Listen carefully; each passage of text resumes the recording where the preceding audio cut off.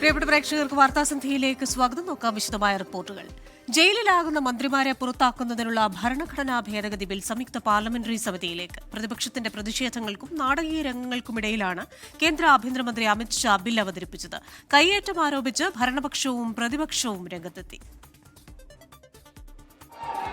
भारत के संविधान का संशोधन करने वाले विधेयक को 5 വർഷമോ അതിൽ കൂടുതലോ ശിക്ഷ ലഭിക്കാവുന്ന കുറ്റത്തിന് 30 ദിവസം ജയിൽ കഴിയുന്ന മന്ത്രിമാർക്ക് സ്ഥാനം നഷ്ടമാകുന്ന ഭരണഘടനാ ഭേദഗതി ബില്ലാണ് കേന്ദ്ര ആഭ്യന്തരമന്ത്രി അമിത്ഷാ ലോക്സഭയിൽ അവതരിപ്പിച്ചത്. പ്രധാനമന്ത്രിയും മുഖ്യമന്ത്രിമാരും ബില്ലിന്റെ പരിധിയിൽ വരും. അവതരണത്തിനിടെ ബില്ലിന്റെ പകർപ്പ് പ്രതിപക്ഷം കീറിയെറിഞ്ഞു. ബിൽ ജനാധിപത്യ വിരുദ്ധവും പ്രതിപക്ഷം ഭരിക്കുന്ന സംസ്ഥാനങ്ങളെ ലക്ഷ്യം വെക്കുന്നതാണെന്നും പ്രതിപക്ഷം കുറ്റപ്പെടുത്തി. ധാർമ്മികതയാണ് വിഷയമെങ്കിൽ അമിത്ഷാ എങ്ങനെ ആഭ്യന്തരമന്ത്രിയാകുമെന്ന് KC വേണുഗോപാൽ ചോദിച്ചു. ആരോപണമുയർന്ന സമയത്ത് താൻ രാജിവെച്ചെന്ന് KC വേണുഗോപാലിന് അമിത്ഷായുടെ മറുപടി.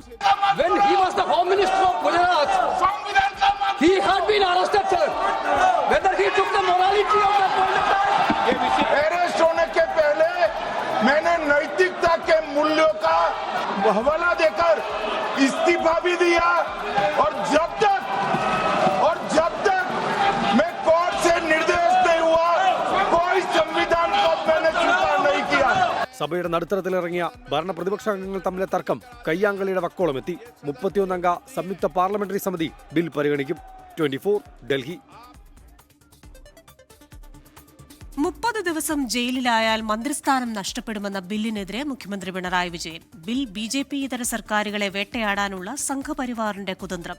BJPയുടെ പകപോക്കൽ, വേട്ടയാടൽ രാഷ്ട്രീയത്തിന്റെ തുടർച്ച. ഭരണഘടനാ ഭേദഗതിക്കെതിരെ ഒറ്റക്കെട്ടായി രംഗത്ത് വരണമെന്നും മുഖ്യമന്ത്രി പ്രസ്താവനയിൽ പറഞ്ഞു.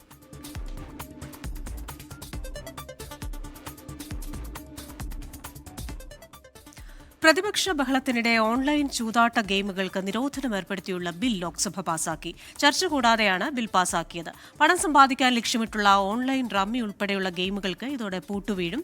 നിയമലംഘനത്തിന് 3 വർഷം വരെ തടവും 1 കോടി രൂപ വരെ പിഴയും ബില്ലിൽ വ്യവസ്ഥ ചെയ്യുന്നുണ്ട്.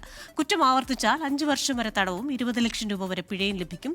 സ്പോർട്സ് ഫെഡറേഷനുകളുടെ അംഗീകാരമുള്ളതും സ്കില്ലുകൾ അടിസ്ഥാനമാക്കിയുള്ളതുമായ സ്പോർട്സ് വിഭാഗത്തിലുള്ള ഗെയിമുകൾക്ക് നിരോധനമുണ്ടാകില്ല.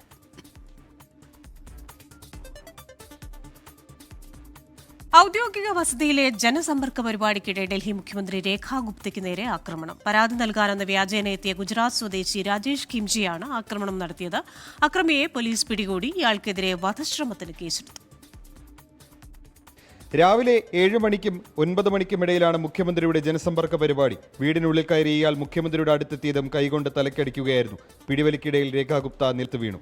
देखा हमने कि चिल्लाने की आवाज़ आई तो देखा तो वो अटैक करने वाला था. उन पे अटैक कर दिया उसने और मतलब जब वो हाथापाई उसने करी, बाल वाल खींचे उनके साथ, तब तक उनकी सिक्योरिटी भी वहीं थी. उन्होंने पकड़ लिया उसको. नहीं, कुछ वेपन कुछ नहीं था. हाँ, हाथ से ही उसने मारा उनको. 41-കാരനായ രാജേഷ് കിംജി ഗുജറാത്തിലെ രാജ്കോട്ട് സ്വദേശിയാണ്. ഇയാൾക്ക് തെരുവ് നായ്ക്കളോട് അടങ്ങാത്ത സ്നേഹമാണെന്നും അടുത്തിടെ ഡൽഹിയിലെ തെരുവ് നായ്ക്കളെ കൂട്ടിലടയ്ക്കാൻ സുപ്രീം കോടതി ഉത്തരവിട്ടത് രാജേഷിനെ വേദനിപ്പിച്ചിരുന്നെന്നും മാതാവ് പോലീസിനോട് പറഞ്ഞു. ആക്രമണത്തിന് മുമ്പ് പ്രതി മുഖ്യമന്ത്രിയുടെ വസതിക്ക് സമീപം കറങ്ങുന്നതിന്റെ CCTV ദൃശ്യങ്ങൾ പുറത്തുവന്നു.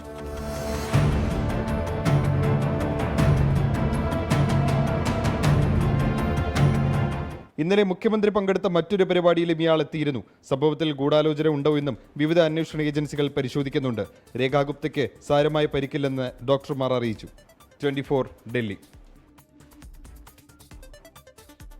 കേര പദ്ധതിക്ക് ലോകബാങ്ക് നൽകിയ വായ്പ വകമാറ്റി ചെലവഴിച്ചെന്ന വാർത്തയിൽ അന്വേഷണം പ്രഖ്യാപിച്ച വിഷയത്തിൽ മാധ്യമങ്ങളെ വിമർശിച്ച് മുഖ്യമന്ത്രി പിണറായി വിജയൻ. സർക്കാരിൽ രഹസ്യമായിരിക്കേണ്ട ഒരു രേഖ ചോർന്നു. അതെങ്ങനെ ചോർന്നെന്ന് ഏതെങ്കിലും മാധ്യമപ്രവർത്തകനെയോ സ്ഥാപനത്തെയോ വിളിച്ചു ചോദിച്ചിട്ടുണ്ടോ? സർക്കാരിന് എങ്ങനെ ചോർന്നുവെന്ന് അന്വേഷിക്കാൻ ബാധ്യതയില്ലേ എന്നും മുഖ്യമന്ത്രി ചോദിച്ചു. സർക്കാർ തലത്തിൽ രഹസ്യമായിരിക്കേണ്ട ഒരു രേഖ അത് പരസ്യമായി വരുന്നു. എങ്ങനെ ഇത് ചോർന്നോ? ഏതെങ്കിലും മാധ്യമപ്രവർത്തകനെ വിളിച്ച് ചോദിച്ചോ? ഏതെങ്കിലും മാധ്യമപ്രവർത്തകനെ വിളിക്കാൻ വേണ്ടി ചുമതലപ്പെടുത്തിയോ? ഏതെങ്കിലും മാധ്യമത്തോട് അതിനെക്കുറിച്ച് അന്വേഷിച്ചോ? സർക്കാർ തലത്തിൽ അതിനെക്കുറിച്ച് അന്വേഷിക്കണ്ടേ? എങ്ങനെ ചോർന്നോ എന്നത് മനസ്സിലാക്കേണ്ട ബാധ്യത സർക്കാരിനില്ലേ? ബലാത്സംഗ കേസിൽ റാപ്പർ വേടന്റെ അറസ്റ്റ് തിങ്കളാഴ്ച വരെ തടഞ്ഞു ഹൈക്കോടതി. വിവാഹ വാഗ്ദാനം നൽകിയെന്നത് മാത്രം ക്രിമിനൽ കുറ്റത്തിന് കാരണമായി കണക്കാക്കാനാകില്ലെന്ന് ഹൈക്കോടതി നിരീക്ഷിച്ചു. അതേസമയം വേടനെ സംരക്ഷിക്കുന്നെന്ന ആരോപണം പോലീസ് തള്ളി. വേടന് ജാമ്യം നൽകാതിരിക്കാൻ മതിയായ കാരണങ്ങളുണ്ടെങ്കിൽ വ്യക്തമാക്കാൻ കോടതി പരാതിക്കാരിയോട് ആവശ്യപ്പെട്ടു. വേടനെതിരെ നിരവധി പെൺകുട്ടികൾ ആരോപണങ്ങൾ ഉന്നയിച്ചിട്ടുണ്ടെന്നും ജാമ്യം നൽകിയാൽ സമൂഹത്തിന് തെറ്റായ സന്ദേശം നൽകുമെന്നും പരാതിക്കാരി പറഞ്ഞു. മറ്റു കേസുകൾ മുന്നിലില്ലെന്ന് കോടതിയുടെ മറുപടി. പോലീസ് വേടനെ സംരക്ഷിക്കുന്നുവെന്ന ആരോപണം Kochi city police commissioner Putta വിമലാദിത്യയും തള്ളി. വേടൻ ഇപ്പോൾ എബ്സ്കോണ്ടിംഗ് ആണ്. അപ്പോൾ അവർ ആൻറ്റിസിപ്പേറ്ററി ബെയിൽ മൂവ് ചെയ്തിട്ടുണ്ട് കുറേ ദിവസം മുമ്പ്. അത് കോടതിയുടെ പണികളിലാണ്. അപ്പോൾ കോടതിയുടെ നിർദ്ദേശങ്ങൾ മറ്റ് അതിൻ്റെ അനുസരിച്ചായിരിക്കും നമ്മൾ അടുത്ത് ചെയ്യാൻ പോകുന്ന പരിപാടികൾ. കൂടുതൽ തെളിവുകൾ ഹാജരാക്കാൻ ബുധനാഴ്ച വരെ സമയം വേണമെന്ന പരാതിക്കാരി ആവശ്യപ്പെട്ടു. വേടനെതിരെ മുഖ്യമന്ത്രിക്ക് ലഭിച്ച പരാതികൾ ഇതുവരെ പോലീസിന് കൈമാറിയിട്ടില്ല. വിഷ്ണു സുരേഷ്, 24, കൊച്ചി. മുതിർന്ന കോൺഗ്രസ് നേതാവ് PJ കുര്യനെതിരെ വീണ്ടും യൂത്ത് കോൺഗ്രസ്. ആരോഗ്യമന്ത്രി വീണ ജോർജിന് അവാർഡ് നൽകിയതിനെതിരെയാണ് വിമർശനം. അവാർഡ് നൽകിയപ്പോൾ അടികൊണ്ട് അറസ്റ്റിലായ യൂത്ത് കോൺഗ്രസുകാരെ ഓർക്കണമായിരുന്നെന്ന് പത്തനംതിട്ട ജില്ലാ general secretary Jithin G. Ninan ഫേസ്ബുക്കിൽ വിമർശിച്ചു. ഭരണ മികവിന് സ്വകാര്യ ട്രസ്റ്റ് ഏർപ്പെടുത്തിയ അവാർഡാണ് വീണ ജോർജിന് PJ കുര്യൻ സമ്മാനിച്ചത്. കോഴിക്കോട് യൂത്ത് കോൺഗ്രസ് സംഘടിപ്പിച്ച യുവജന സമ്പർക്ക യാത്രയിൽ നിന്ന് ചാണ്ടി ഉമ്മൻ വിട്ടുനിന്നതിൽ വിവാദം. ചാണ്ടി വിട്ടുനിന്നെങ്കിൽ അത് തെറ്റാണെന്ന് DCC പ്രസിഡന്റ് K. പ്രവീൺകുമാറും പരിപാടിക്ക് മണ്ഡലം പ്രസിഡന്റ് തന്നെ ക്ഷണിച്ചിരുന്നില്ലെന്ന് ചാണ്ടി ഉമ്മനും പ്രതികരിച്ചു. കോൺഗ്രസിലെ ഗ്രൂപ്പ് തർക്കമാണ് പിന്നിലെന്ന പ്രചാരണം ശക്തമായതോടെ കമ്മ്യൂണിക്കേഷൻ ഗ്യാപ്പാണെന്ന വിശദീകരണവുമായി ഇരുവരും രംഗത്തെത്തി. കോഴിക്കോട് കോർപ്പറേഷനിൽ LDF ഭരണസമിതിക്കെതിരെ യൂത്ത് കോൺഗ്രസ് സംഘടിപ്പിച്ച പരിപാടിയിൽ നിന്നാണ് ചാണ്ടി ഉമ്മൻ വിട്ടുനിന്നത്. കോഴിക്കോട് ഉണ്ടായിട്ടും പരിപാടിയിൽ പങ്കെടുക്കാത്തതിൽ DCC നേതൃത്വം അതൃപ്തി തുറന്നു പറഞ്ഞു. താൻ പരിപാടി ഏറ്റിരുന്നില്ലെന്ന മറുപടിയുമായി ചാണ്ടി ഉമ്മനും. ചാണ്ടി ഉമ്മനോട് പങ്കെടുക്കാൻ വേണ്ടി DCC ആവശ്യപ്പെട്ടതാണ്. അതെന്താണ് പങ്കെടുത്ത് ഞാൻ അന്വേഷിക്കുന്നത്. അത് ചാണ്ടി ഉമ്മൻ ബോധപൂർവ്വമാണ് ഞാൻ കരുതുന്നില്ല. ബോധപൂർവമാണെങ്കിൽ ആ നടപടി തെറ്റാണ്.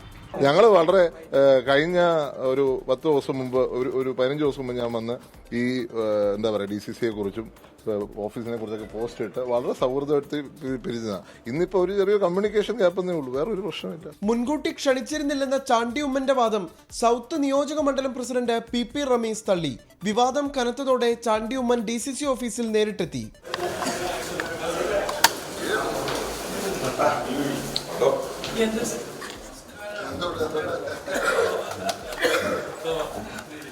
എല്ലാത്തിനും കാരണം കമ്മ്യൂണിക്കേഷൻ ഗ്യാപ്പെന്ന് ചാണ്ടി ഉമ്മനും പ്രവീൺകുമാറും. അയാൾ വളരെ ലേറ്റ് ആയിട്ടാണ് ഇതിൽ എത്തിയത്. അതുകൊണ്ട് പങ്കെടുക്കാൻ പറ്റാത്ത സാഹചര്യം ഉണ്ടായി. അതിൽ നോ കൺഫ്യൂഷൻ. ആ പരിപാടിയിൽ അടുത്ത ദിവസം പങ്കെടുക്കുകയും ചെയ്യും. എൻ്റെ അടുത്ത് എന്തായാലും മണ്ഡലം പ്രസിഡന്റ് ഇത് പറഞ്ഞിട്ടില്ല. നമ്മൾ ഇതിനെക്കുറിച്ച് ഒരു തർക്കത്തിനില്ല. ഞങ്ങൾ ഒരു പ്രശ്നമില്ലാന്ന് പറഞ്ഞു. ഒരു ആവശ്യമില്ലാത്ത വിവാദം നിങ്ങൾ ഉണ്ടാക്കുകയല്ലേ. T. സിദ്ദിഖ്, ഷാഫി പറമ്പിൽ വിഭാഗങ്ങൾ തമ്മിലുള്ള തർക്കത്തിന്റെ ഭാഗമാണ് ചാണ്ടി ഉമ്മന്റെ വിട്ടുനിൽക്കലെന്നാണ് സൂചന. 24, കോഴിക്കോട്. രാഷ്ട്രപതിയുടെ റഫറൻസിൽ ചോദ്യങ്ങളുമായി സുപ്രീം കോടതിയുടെ ഭരണഘടനാ ബെഞ്ച്. എന്തുകൊണ്ട് ഗവർണർമാർ ബില്ലുകൾ തടഞ്ഞുവെക്കുന്നു? ബില്ലുകൾ തടഞ്ഞുവെച്ചാൽ അതിൽ പിന്നീട് എന്താണ് സംഭവിക്കുക എന്നും ചോദ്യം. ബില്ലുകൾ പുനഃപരിശോധനയ്ക്കായി അയക്കാതെ അനന്തകാലം തടഞ്ഞുവെക്കാനാകുമോ എന്ന് ചീഫ് ജസ്റ്റിസ് BR ഗവായ് ചോദിച്ചു. ബില്ലുകളിൽ ഭരണഘടനാ പ്രശ്നമുണ്ടാകുമ്പോഴാണ് പലപ്പോഴും തടഞ്ഞുവെക്കുന്നതെന്ന് കേന്ദ്രം മറുപടി നൽകി. ഭരണഘടനയ്ക്ക് അനുസൃതമായിരിക്കണം ഗവർണറുടെ വിവേചനാധികാരമെന്നും സുപ്രീം കോടതി നിരീക്ഷിച്ചു.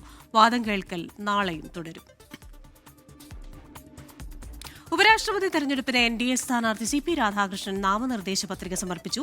പ്രധാനമന്ത്രി നരേന്ദ്രമോദിയുടെ നേതൃത്വത്തിൽ മുതിർന്ന നേതാക്കൾ ചടങ്ങിൽ പങ്കെടുത്തു. വരണാധികാരി രാജ്യസഭാ സെക്രട്ടറി ജനറൽ PC മോദിക്കാണ് നാമനിർദ്ദേശ പത്രിക നൽകിയത്. ഇന്ത്യ സഖ്യ സ്ഥാനാർത്ഥി ജസ്റ്റിസ് B. സുദർശൻ റെഡ്ഡി നാളെ നാമനിർദ്ദേശ പത്രിക സമർപ്പിക്കും. കുതിരാൻ ഇടപ്പള്ളി പാതയിൽ അടിപ്പാത നിർമ്മാണം നടക്കുന്ന മേഖലയിൽ അറ്റകുറ്റപ്പണി ആരംഭിച്ചു. റോഡിലെ കുഴിയെ തുടർന്ന് ഗതാഗതക്കുരുക്ക് അനുഭവപ്പെടുന്ന മേഖലകളിലാണ് ടാറിംഗ് ഉൾപ്പെടെയുള്ള ജോലികൾ ആരംഭിച്ചത്. ഗതാഗതക്കുരുക്കിലും റോഡിന്റെ മോശം അവസ്ഥയിലും കോടതികളിൽ നിന്നടക്കം വിമർശനമുയർന്നതിന് പിന്നാലെയാണ് നടപടി.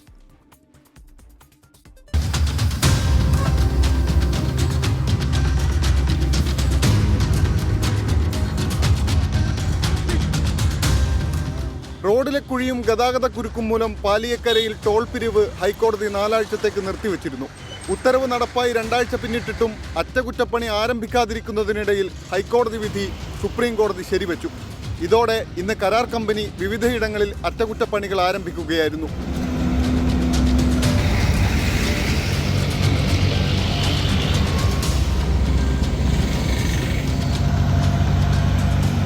ചാലക്കുടിക്കടുത്ത് പേരാമ്പ്രയിൽ മെറ്റൽ നിരത്തി റോഡിലെ കുഴികൾ നികത്തി തുടങ്ങി. കല്ലിടുക്കിൽ അപ്രോച്ച് റോഡിൽ കുഴികൾ ടാറിട്ട് തന്നെ നികത്തി. അടിപ്പാത നിർമ്മാണം നടക്കാത്ത ഇടങ്ങളിലെ കുഴികളും നികത്തുന്നുണ്ട്. 24 തൃശൂർ. ഇനി ചില വാർത്തകൾ ചുരുക്കത്തിൽ. ആശുപത്രികളിൽ മുതിർന്ന പൌരന്മാർക്കായി പ്രത്യേക OP കൗണ്ടർ സെപ്റ്റംബർ 1 മുതൽ താലൂക്ക് ഹെഡ്ക്വാർട്ടേഴ്സ്, ജില്ലാ ജനറൽ ആശുപത്രികൾ, സ്പെഷ്യാലിറ്റി ആശുപത്രികൾ, മെഡിക്കൽ കോളേജുകൾ എന്നിവിടങ്ങളിലാണ് പ്രത്യേക OP കൗണ്ടർ ആരംഭിക്കുക.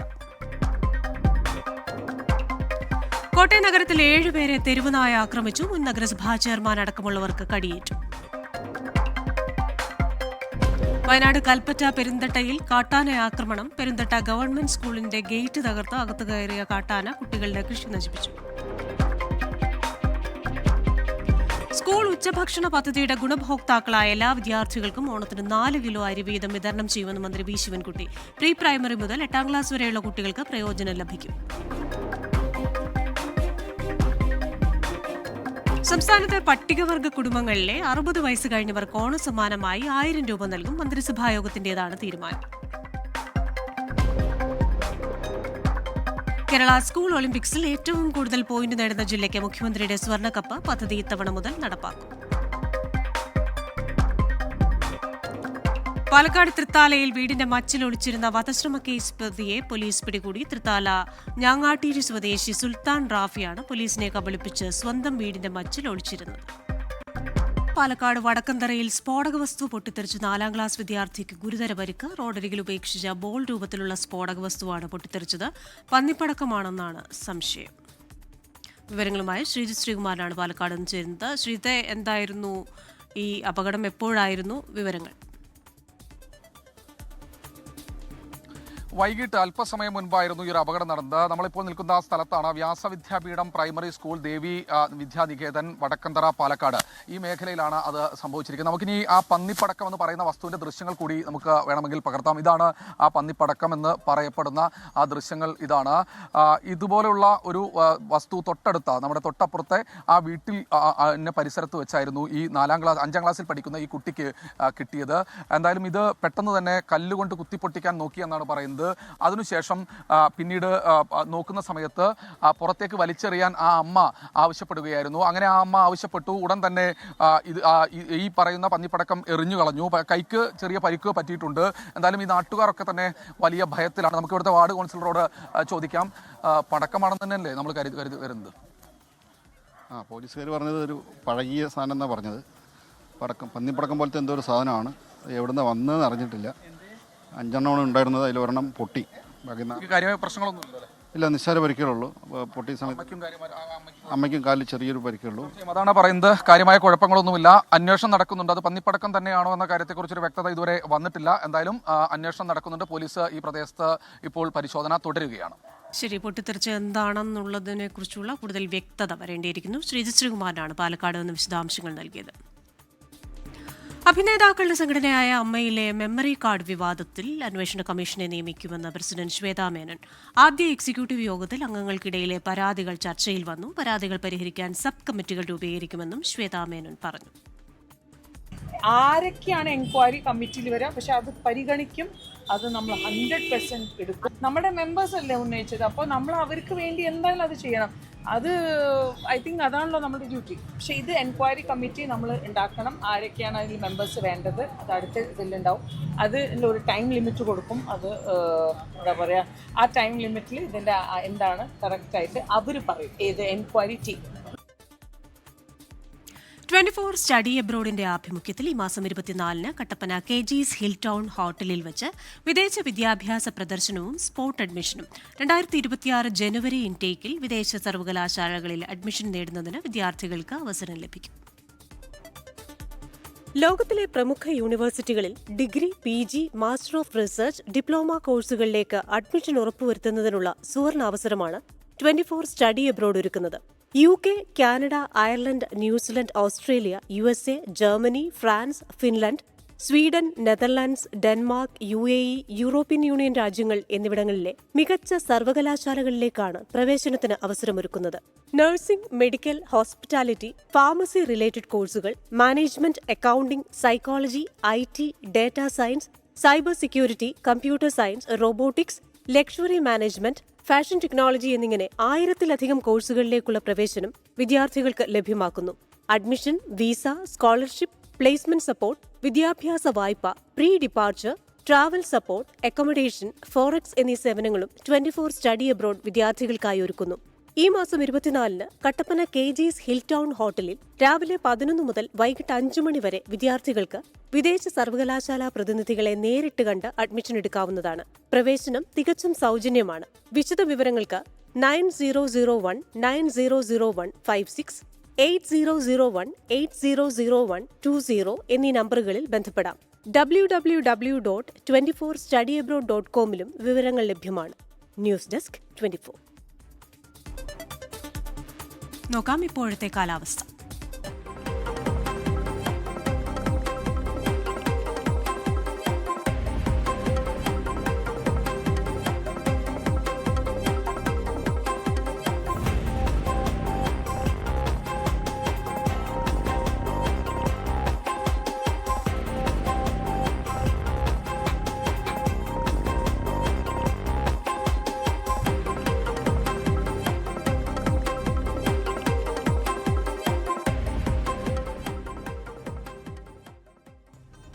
വാർത്താസന്ധ്യ പൂർണ്ണമാവുകയാണ്.